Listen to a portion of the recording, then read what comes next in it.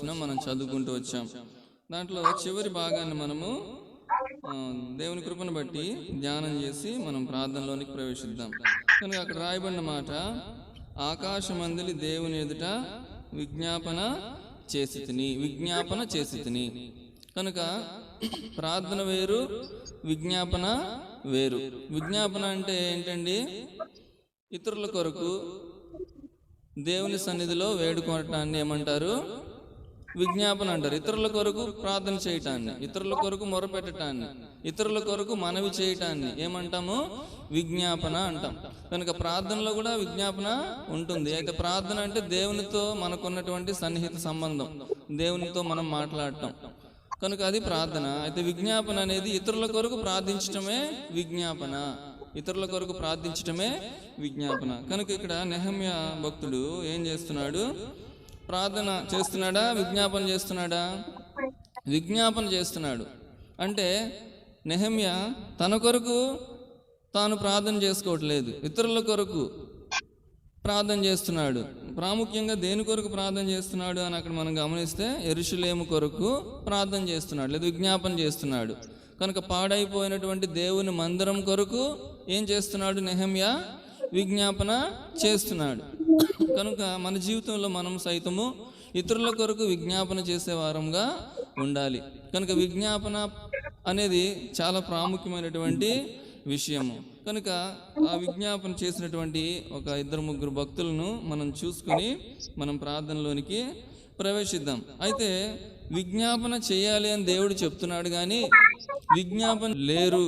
చూడండి, యెషయా గ్రంథము 59వ అధ్యాయం, యెషయా గ్రంథము 59వ అధ్యాయము. మీ యొక్క బైబిల్ త్వరగా తీయాలి యవనస్తులు. 59వ అధ్యాయము 16వ వచనం చదవండి. సంరక్షకుడు లేకపోవుట ఆయన చూచెను, మధ్యవర్తి లేకుండాట చూచి ఆశ్చర్యపడెను. కాబట్టి ఆయన బాహు ఆయనకు సహాయము చేసెను. చాలక్క. కనుక అక్కడ 16వ వచనంలో 2వ లైన్ చూడండి, మధ్యవర్తి లేకుండాట చూచి ఆశ్చర్యపడెను. కనుక అక్కడ మధ్యవర్తి అంటే ఏంటి అంటే, మధ్యవర్తి అంటే విజ్ఞాపన చేసేవారిని ఏమంటారు? మధ్యవర్తి అంటారు. ఇంగ్లీష్ బైబిల్లో ఇంటర్సెసర్ అని ఉంది. ఇంటర్సెసర్ అంటే విజ్ఞాపన చేసేవాడు. Intercessors, there was no intercessor అని బైబిల్లో ఉంది. ఇంగ్లీష్ బైబిల్లో దేర్ వాజ్ నో ఇంటర్సెసర్ అంటే ఏంటంటే అక్కడ ఎవరు లేరు? విజ్ఞాపన కర్తలు లేరు. విజ్ఞాపన చేసేవారు కరువైపోయారు పాత నిబంధన సమయంలోనే. అయితే కొంతమంది భక్తులు ఉన్నారు. కనుక ఆ భక్తుల గుంపులో మనం ఉండాలి. విజ్ఞాపన చేసేటటువంటి వారి గుంపులో మనం ఉండాలి, విజ్ఞాపన చేయని వారి గుంపులో మనం ఉండకూడదు. కనుక విజ్ఞాపన కనుక మనం చూసినప్పుడు దేవుడు ఒక్కడే, దేవునికిని నరులకును మధ్యవర్తి ఒక్కడే, ఆయనే క్రీస్తు యేసును నరుడు. కనుక మనకి ఒక మధ్యవర్తి ఉన్నాడు, ఆయనే మన విజ్ఞాపనకర్త. నీ కొరకు, నా కొరకు, తన ద్వారా దేవుని యొద్దకు వచ్చే వారందరి కొరకు ఆయన ఏం చేస్తున్నాడు? విజ్ఞాపన చేస్తున్నాడు. ఎబ్రీ పత్రిక 7:25లో ఉంది. కనుక ఆయన మన విజ్ఞాపనకర్తే ఉన్నాడు. చూడండి, ఆయన గురించి ఒక మాట చూద్దాం. రోమపత్రిక 8వ అధ్యాయం, రోమపత్రిక 8వ అధ్యాయము 26 చదువుదాం. అటువలే ఆత్మయు మన బలహీనతలను చూచి సహాయం చేయుచున్నాడు.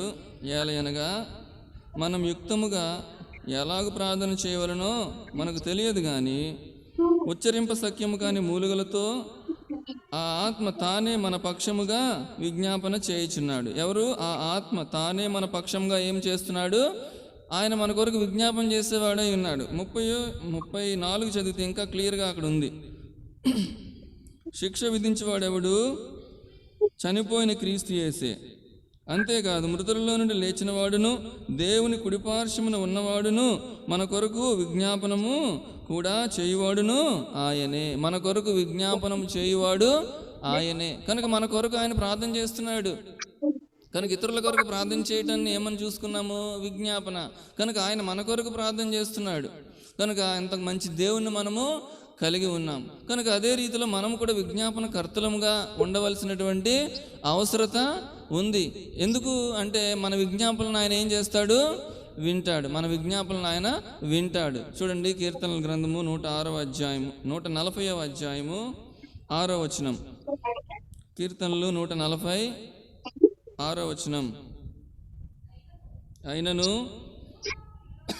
నేను యెహోవాతో ఇలాగ మనవి చేయుచున్నాను, యెహోవా నీవే నా దేవుడవు, నా విజ్ఞాపనలకు చెవియొగ్గుము, నా విజ్ఞాపనలకు చెవియొగ్గుము అని మనం విజ్ఞాపన చేయవలసిన వారమై ఉన్నాము. ఆ విధంగా మనం విజ్ఞాపన చేసినప్పుడు ఆయన ఏం చేస్తాడు? మన విజ్ఞాపనను ఆలకిస్తాడు. మన విజ్ఞాపన ఆలకిస్తాడు. చూడండి కీర్తన 28:2. ఎక్కువ వాక్యం తిప్పుతున్నానని ఏమనుకోకండి, ఎందుకంటే వాక్యం ఎంత ప్రాముఖ్యమైంది. 28:2. నేను నీకు మొరపెట్టినప్పుడు నీ పరిశుద్ధాలయం వైపునకు నా చేతులు నెత్తినప్పుడు నా విజ్ఞాపన ధ్వని ఆలకింపుము. కనుక విజ్ఞాపన ఎక్కడికి వచ్చేయాలా? పరిశుద్ధాలయం వైపునకు వచ్చి మన చేతులను ఎత్తి ఏం చేయాలండి? విజ్ఞాపన చేయాలి. కనుక మనం విజ్ఞాపన కర్తలంగా ఉండాలి. మన ఇతరుల కొరకు ప్రార్థన చేసే వారంగా ఉండాలి. ఎప్పుడు నా కొరకు, నా కుటుంబం కొరకు, నా ఉద్యోగం కొరకు, నా పిల్లల కొరకు అని మనం ఉంటే అది ఎంత ఫలవంతమైందిగా ఉండదు. మనందరి కొరకు. కనుక సంపూర్ణ భక్తియు మాన్యత కలిగి మనుషులందరి కొరకు, రాజుల కొరకు ఏం చేయాలి? విజ్ఞాపన చేయాలి. 1 తిమోతి 2:1-2 వచనాల్లో ఉంటుంది. మనుషులందరి కొరకు విజ్ఞాపన చేయాలి. అందరి కొరకు మనం ప్రార్థన చేసే వారంగా ఉండాలి. చూడండి ఎస్తేరు ఎంత చక్కగా విజ్ఞాపన చేస్తూ వచ్చిందో ఆ యొక్క వృత్తాంతాన్ని మనం చూద్దాం. ఎస్తేరు గ్రంథం 7వ అధ్యాయం. ఎస్తేరు గ్రంథము 7వ అధ్యాయం 2-3 వచనాలను చదవండి. రాజు, ఎస్తేరు రాణి, నీ విజ్ఞాపన ఏమిటి? అది నీకు అనుగ్రహింపబడును. నీ మనవి ఏమిటి? రాజ్యంలో సగం మట్టుకైనను నీకు అనుగ్రహించదనని 2వ నాడు ద్రాక్షరస బిందులో ఎస్తేరుతో అనెను. అప్పుడు రాణి అయిన ఎస్తేరు ఈలాగు ప్రత్యుత్తరమిచ్చెను, రాజా, నీ దృష్టికి నేను దయ పొందిన దాననైన ఎడల రాజవైన తమకు సమ్మతి అయితే నా విజ్ఞాపనను బట్టి నా ప్రాణమును, నా మనవిని బట్టి నా జనులను నాకు అనుగ్రహింపబడుదురుగాక అని విజ్ఞాపన చేస్తుంది. ఎవరు చేస్తున్నారు విజ్ఞాపన? ఎస్తేరు తన జనుల కొరకు విజ్ఞాపన చేస్తుంది. కనుక తన జనులందరూ ఎంతో అపాయంలో ఉన్నారు. కనుక దుష్టుడైన హామాను, యూదులకు విరోధి అయిన హామాను ఆ యొక్క అహష్వేరోషు యొక్క ఉంగరం తీసుకొని ఒక తాకీదు రాయించాడు. యూదుల్లో యవ్వనులనేమి, బాలులనేమి, వృద్ధులనేమి అందరినీ ఒకే దినాన సంహరించాలి అనేటటువంటి శాసనం చేసి అన్ని ఊర్లకి పంపించడం జరిగింది. కనుక అదంతా చూసుకుంటే మనకు సమయం అయిపోద్ది కనుక క్లుప్తంగా చెప్తున్నాను. కనుక యూదులను అందరినీ నాశనం చేయాలనేటువంటి తలంపు కలిగిన వాడై హామాన్ ఏం చేశాడు? తాకీదులు రాయించాడు. రాజు దగ్గర నుండి ఉంగరం తీసుకొని ముద్ర వేశాడు. కనుక దానిని బట్టి తన జనుల కొరకై ఏం చేస్తుంది? ఎస్తేరు ఏం చేస్తుంది? విజ్ఞాపన చేస్తుంది. కనుక తనకు విజ్ఞాపన చేయాల్సిన అవసరం లేదు. తను రాజమందిరంలో ఉంది, తనకు ప్రత్యేకమైనటువంటి ఒక గదిలో తను ఉంది, కనుక రాజు కోటలో ఉంది, తనకే ఇబ్బంది లేదు. తన జనులందరూ లయమైపోయినా తను సంతోషంగా ఉండొచ్చు. అయినా తను అలా అనుకోలేదు. కనుక తాను సంతోషంగా ఉండటమే కాక తన జనులందరూ సంతోషంగా ఉండాలి, వారందరూ ఆ యొక్క హాని నుండి తప్పింపబడాలి అనేటువంటి ఉద్దేశం కలిగినదై ఏం చేస్తూ వచ్చింది? రాజు దగ్గరికి వెళ్ళి విజ్ఞాపన చేసింది. కనుక ఇంకా మనం ముందు చదివితే రాజు యొద్దకి వెళ్ళటానికి పిలుపు లేనిదే రాజు యొద్దకి వెళ్ళకూడదు. కనుక రాజు ఆజ్ఞ లేనిదే రాజు యొద్దకి ఎవరైనా ముందుకు వస్తే ఆయన రాజదండం ఇలా చూపించకపోతే ఆ వ్యక్తి ఏమైపోవాలి? మరణమైపోవాలా. కనుక తను విజ్ఞాపన చేయడానికి వెళ్ళాలంటే ఎంతో సాహసించి తను వెళ్ళవలసిన అవసరం ఉంది. కనుక తన ప్రాణాలను సైతం పణంగా పెట్టి నేను నాశనమవుదును అని బైబిల్లో రాయబడింది. చూడండి ఆ వాక్యం చూద్దాము. ఎస్తేరు గ్రంథము 4వ అధ్యాయము 16వ వచనం నేను చదువుతాను చూడండి. నీవు పోయి షూషనునందు కనబడిన యూదులనందరినీ సమాజ మందిరమునకు సమకూర్చి నా నిమిత్తం ఉపవాసముండి 3 దినములు అన్నపానములు చేయకుండుడి. నేనును నా పనికత్తులను కూడా ఉపవాసముందుము. ప్రవేశించుట న్యాయ వ్యతిరిక్తంగా నున్నను నేను రాజునొద్దకు ప్రవేశించుదును. నేను నశించిన నశించదను. కనుక ఎంత చక్కని మోటో కలిగి ఉంది, ఎంత చక్కని ఉద్దేశం కలిగి, నశించిపోతా, నా యొక్క ప్రజల కొరకు విజ్ఞాపనం చేయటం మాత్రం నేను మానను అనేటువంటి మంచి లక్షణాన్ని కలిగి ఉంది ఈ యొక్క ఎస్తేరు. కనుక ఆ విధంగా ఎస్తేరు రాజు సన్నిధిలో విజ్ఞాపన చేయటాన్ని బట్టి ఏమైంది కనుక ఆ రాజాజ్ఞ మారిపోయింది. కనుక ఆ యొక్క మొర్దెకై ఇల్లు ఎస్తేరునకు ఇవ్వబడింది. రాజు యొద్ద నుండి హామాను తీసుకున్నటువంటి ఉంగరము మొర్దెకై తీసుకున్నాడు, మొర్దెకైకి ఇచ్చాడు దేవుడు. క్షమించండి, అహష్వేరోషు రాజు ఆ ఉంగరాన్ని ఎవరికి ఇచ్చాడు? మొర్దెకైకి ఇచ్చాడు. కనుక అక్కడంతా తారుమారు అయిపోయింది. దేన్ని బట్టి? విజ్ఞాపన చేయటాన్ని బట్టి. కనుక మనం కూడా విజ్ఞాపన ప్రార్థన మన జీవితంలో కలిగి ఉండాలి, ఇతరుల కొరకు. కనుక ఇక్కడ చూసినప్పుడు ఎస్తేరు తన జనుల కొరకు, ఆ యూదులందరి కొరకు ఏం చేసింది?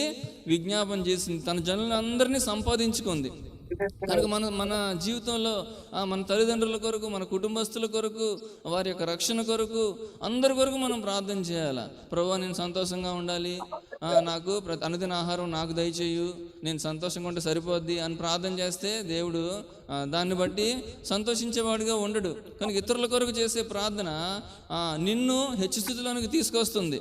కనుక నువ్వు అభివృద్ధి చెందాలంటే, నువ్వు మంచి స్థితిలోనికి వెళ్ళాలంటే, నువ్వు ఎవరి కొరకు ఇతరుల కొరకు ప్రార్థన చేయాలి.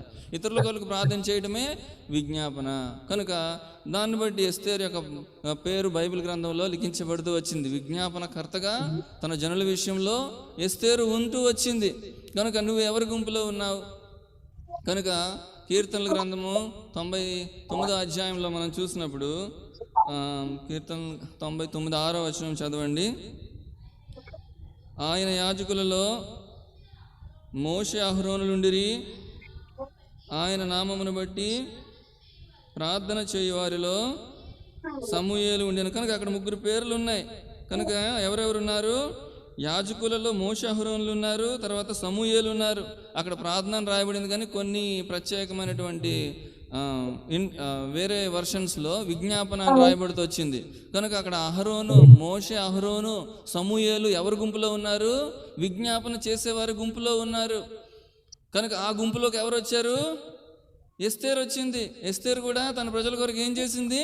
విజ్ఞాపన చేసింది. కనుక ఆ విజ్ఞాపన చేసే వారంగా మన జీవితంలో మనము ఉండాలి. కనుక మనం చూసినప్పుడు ఆ యొక్క మోషేని మనం తీసుకున్నప్పుడు, మోషే ఇశ్రాయేల్ పక్షంగా విజ్ఞాపన చేయకపోతే ఇశ్రాయేల్ ప్రజలు ఎప్పుడో ఏమైపోయేవారు? లయమైపోయేవారు. అయితే మోషే మాటికి ఏం చేస్తూ వచ్చాడు? అడ్డుపడుతూ వచ్చాడు. చూడండి, కీర్తనలు 106 23వ వచనం. అప్పుడు ఆయన, నేను వారిని నశింపజేసేదనను, అయితే ఆయన వారిని నశింపజేయకుండానట్లు ఆయన కోపము చల్లారుటకై ఆయన ఏర్పరచుకున్న మోషే ఆయన సన్నిధిని నిలిచి అడ్డుపడెను. విజ్ఞాపన చేస్తున్నాడు అనమాట. ఇశ్రాయేల్ ప్రజల్ని నాశనం చేయాలనుకున్నాడు దేవుడు. అయితే మోషే ఒక విజ్ఞాపనకర్తగా ఉంటూ ఏం చేస్తూ వచ్చాడు? అడ్డుపడుతూ వచ్చాడు. కనుక ఆ యొక్క దేవుని కృప ఇశ్రాయేల్ ప్రజలకి అనుగ్రహింపబడుతూ వచ్చింది. కనుక మోషే వలె మనము కూడా ఏం చేయాలి? ఇతరుల కొరకు విజ్ఞాపన చేయాలా. ఎస్తేరు వలె విజ్ఞాపన చేయాలా. అహరోను వలె యాజకుడు ఏం చేస్తాడు? ప్రజల పక్షంగా దేవుని వద్ద ఏం చేస్తాడు? విజ్ఞాపన చేస్తాడు. కనుక అక్కడ మనం చూసినప్పుడు అహరోను హూరులు ఏం చేశారు? మోషే చేతులకు అటువైపు ఒకరు ఇటువైపు ఒకరు ఉన్నారు. కనుక మోషే చేతులు ఎత్తినప్పుడు ఇశ్రాయేలు గెలిచిరి, మోషే చేతులు కిందకు దించినప్పుడు ఇశ్రాయేలీలు ఓడిరి. తన చేతులు ఎంతో బరువెక్కిపోయినా సరే ఏం చేస్తున్నాడు? తన ప్రజల పక్షంగా, తనకు ఇశ్రాయేల్ పక్షంగా ఏం చేస్తున్నాడు? ఆయన విజ్ఞాపన చేస్తూనే వస్తున్నాడు. కనుక అట్టి విజ్ఞాపన ప్రార్థన మన జీవితంలో మనం కలిగి ఉండవలసిన వారమై ఉన్నాము. కనుక మనం చూస్తున్నప్పుడు చూడండి, నీతిమంతుని విజ్ఞాపన ఎలా ఉంటుంది? యాకోబు పత్రిక 5వ అధ్యాయము 16వ వచనం. మీ పాపములను ఒకరితోనొకడు ఒప్పుకొనుడి, మీరు స్వస్థత పొందినట్లు ఒకరి కొరకు ఒకడు ప్రార్థన చేయుడి. నీతిమంతుని విజ్ఞాపన మనఃపూర్వకమైనదై బహుబలము గలదై ఉండును. కానీ నీతిమంతులముగా ఉండి మనము ఏం చేయాలి? విజ్ఞాపన చేయాలి. అప్పుడే మన విజ్ఞాపన ఎలా ఉంటుంది? బలమైనదిగా ఉంటుంది. బలమైన విజ్ఞాపన నువ్వు చేయగలగాలి అంటే యూ షుడ్ బి రైచియస్. కనుక మనం నీతిమంతులంగా ఉండాలా, కానీ యథార్థంగా మనము జీవించాలా. కనుక మనం ఇంకా చూసి చాలా సమయం అయిపోతుంది, కానీ ఆశ దేవుని సన్నిధిలో నీతిమంతుడిగా యథార్థవంతుడిగా ఉన్నాడు. కనుకనే తన సైన్యం కంటే అధిక సైన్యం ఉన్నటువంటి ఆ యొక్క ఎవరు ఆఫ్రికన్స్ని ఆయన ఓడించగలుగుతూ వచ్చాడు. కనుక ఆ విధంగా మనము నీతిమంతులమై ఆయన సన్నిధిలో విజ్ఞాపన చేయవలసిన వారమై ఉన్నామని మనము జ్ఞాపకం చేసుకోవలసిన అవసరము ఎంతైనా ఉంది. చూడండి, దానియేలు గ్రంథం 9వ అధ్యాయం. దానియేలు గ్రంథము 9వ అధ్యాయం. మనం ఆయన సన్నిధిలో విజ్ఞాపన చేస్తున్నామంటే అది మన యొక్క నీతి, మన యొక్క నిజాయితీ, మన యొక్క యథార్థత ఎంత మాత్రము కాదు. చూడండి, 9వ అధ్యాయము 16వ వచనము చివరిలో ఉంది, చదవండి. ఎవరైనా చివరిలో ఉంది. యెరూషలేము నుండి చదవండి.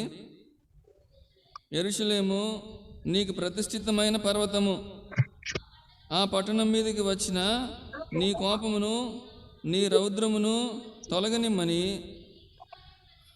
నీ నీతి కార్యములన్నిటిని బట్టి విజ్ఞాపనము చేయుచున్నాము. కనుక ఆయనకి విజ్ఞాపన చేస్తున్నామంటే ఆయన యొక్క నీతి కార్యములను బట్టి మనం విజ్ఞాపన చేస్తున్నాం. కనుక మన జీవితంలో మనం ఇటు విజ్ఞాపన ప్రార్థన కలిగి ఉన్నామా లేమా? కనుక మనం చూస్తే దావీదు కుమారుడు ఎవరు? అబ్షాలోము ఏం చేశాడు? రాజమందిరంలోనే ఉన్నాడు. రాజమందిరంలో ఉన్నప్పటికీ 2 పూర్తి సంవత్సరములు దావీదుని చూడలేదు. ఎవరు? అబ్షాలోము దావీదుని చూడటానికి వెళ్ళలేదు 2 సంవత్సరములు. ఒక దగ్గర 2 సంవత్సరములు ఉంది, ఆ తర్వాత ఇంకో దగ్గర 3 సంవత్సరములు ఉంది. అంటే మొత్తం 5 సంవత్సరాలు తన తండ్రిని చూడలేదు, తన తండ్రిని దర్శించలేదు అంటే విజ్ఞాపన చేయలేదు. తన తండ్రిని దర్శించలేకపోతున్నాడు. కనుక మనం దేవుని సన్నిధికి వస్తాం, అనేక ప్రార్థనల కూడికలకు వస్తాం, కానీ మౌనంగా ఉంటాం. కనుక ఎన్ని సంవత్సరాలు అయిపోయింది నువ్వు దేవుని సన్నిధిలో నోరు తెరిచి ఇతరుల కొరకు విజ్ఞాపన చేసి? ఎన్ని సంవత్సరాలు అయిపోయింది? అబ్షాలోము వలె నీ నోటిని నువ్వు కట్టేసుకున్నావా? నీ నోటిని తెరువు, దేవుడు దాన్ని బాగుగా ఏం చేస్తాడు? నింపుతాడు. మనకు ఎలా ప్రార్థన చేయాలో మనకు తెలియదు, అయితే ఆయనే మూలికలతో ప్రార్థన విజ్ఞాపన చేయటం మనకు నేర్పిస్తున్నాడని మనం చూసాం రోమపత్రిక 8:26లో. కనుక you should be A intercessor. నువ్వు ఒక విజ్ఞాపన కర్తగా ఉండాలని దేవుడు ఆశపడుతున్నాడు. కనుక ఇంకెంతకాలం మౌనంగా ఉంటావు? ఇంకెంతకాలం నీ కొరకే మాత్రమే ప్రార్థన చేసుకుంటావు, ఇతరుల కొరకు ప్రార్థన చేయవా? కనుక ఎస్తేరు ఏం చేసింది?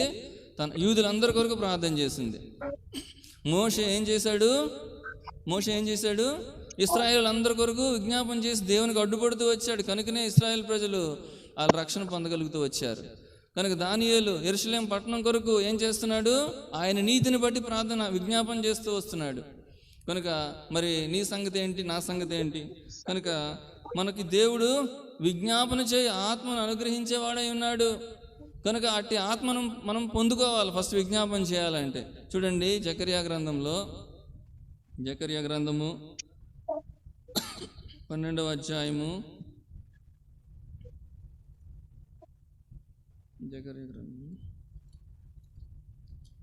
జకర్యా గ్రంథము 12వ అధ్యాయం 10వ వచనం చదవండి అక్క.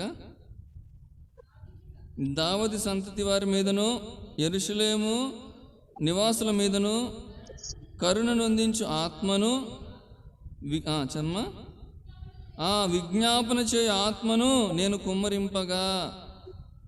చాలు అక్కడ. కాబట్టి ఈ దేవుడు ఏమి కుమ్మరించేవాడై ఉన్నాడు? ఏం కుమ్మరిస్తాడండి? విజ్ఞాపన చేయు ఆత్మను. కనుక అట్టి ఆత్మను మనం కలిగి ఉండాలా. ఇతరుల కొరకు ప్రార్థన చేయాలనేటువంటి అభిలాష మన జీవితంలో మనము కలిగి ఉండాలా. కనుక అటు అభిలాష లేదంటే విజ్ఞాపన చేసే ఆత్మ మనం లేకపోతే మనం ఏ విధంగా విజ్ఞాపన చేయగలము? కనుక విజ్ఞాపన చేస్తే దేవుడు గొప్ప కార్యాలు చేస్తాడు. మనం 2 సందర్భాలు ఆల్రెడీ చూసుకున్నాం. కనుక చూడండి, ఇంకొక విషయం నేను చూపిస్తాను. మనం దేశం కొరకు కూడా ఏం చేయాలి? విజ్ఞాపన చేయాలి. 2వ సమూయేలు గ్రంథము 21:14. 2వ సమూయేలు 21:14.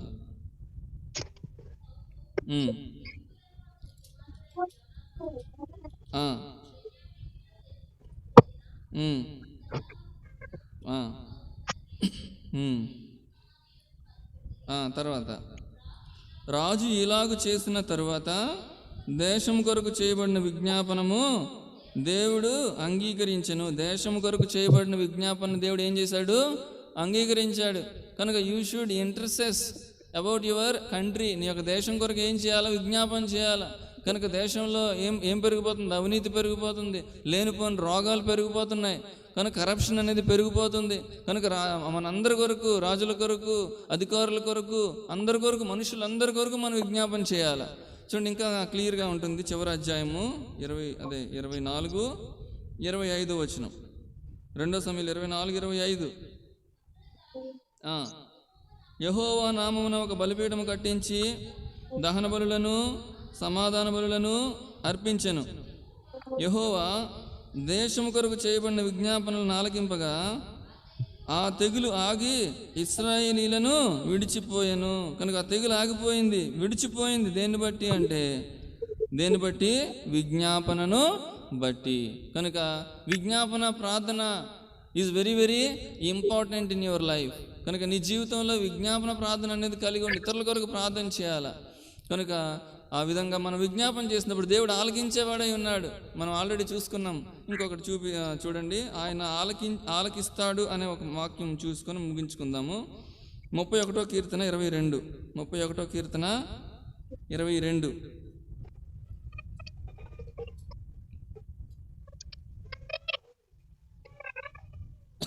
భీతి చెందినవాడినై నేను నీ కనబడకుండా నేను నాశనం అవుతున్నాను అనుకుంటుని, అయినను నీకు నేను మొర్రపెట్టగా నీవు నా విజ్ఞాపనల ధ్వని ఆలకించితివి. ఏముందమ్మా? విజ్ఞాపనల ధ్వని ఏం చేస్తాడు? ఆయన ఆలకిస్తాడు. కనుక ఆయన సన్నిధిలో విజ్ఞాపన చేయాలి. కనుక ఆ యొక్క నెహమ్యా పాడైపోయిన దేవుని యొక్క సన్నిధి కొరకు, దేవుని మందిరం కొరకు, కనుక అక్కడ ఇంకా చాలా ముందున 6 మాటలు ఉన్నాయి. అయితే చివరి మాట మనం తీసుకున్నాం. ఆయన సన్నిధిలో ఏం చేశాడు? ఆయన విజ్ఞాపన చేశాడు. నెహమ్యా విజ్ఞాపన చేశాడు, ఎస్తేరు విజ్ఞాపన చేసింది, అహరోను విజ్ఞాపన చేశాడు, మోషే విజ్ఞాపన చేశాడు, తర్వాత సమూయేలు కూడా ఏం చేశాడు? విజ్ఞాపన చేశాడు. దావీదు విజ్ఞాపన చేశాడు. ఎస్తేరు రాణి ఎంత సురక్షితంగా ఉంది తన జీవితంలో, అయినప్పటికీ తన ప్రజల కొరకు ఏం చేసింది? విజ్ఞాపన చేసింది. కనుక మన జీవితంలో మనం కలిగి ఉండవలసింది ఏంటంటే విజ్ఞాపన ప్రార్థన మన జీవితంలో మనకు అవసరమై ఉంది. కనుక ఆ విధంగా మనము ప్రార్థన, విజ్ఞాపన ప్రార్థనలోనికి ప్రవేశిద్దాం. ఏం చేద్దామండి? ప్రార్థన, విజ్ఞాపన ప్రార్థన. చెప్పండి. విజ్ఞాపన ప్రార్థన మన జీవితంలో మనం కలిగి ఉండాలి. కనుక ఆ విధంగా మనము ప్రార్థనలోనికి ప్రవేశిద్దాం.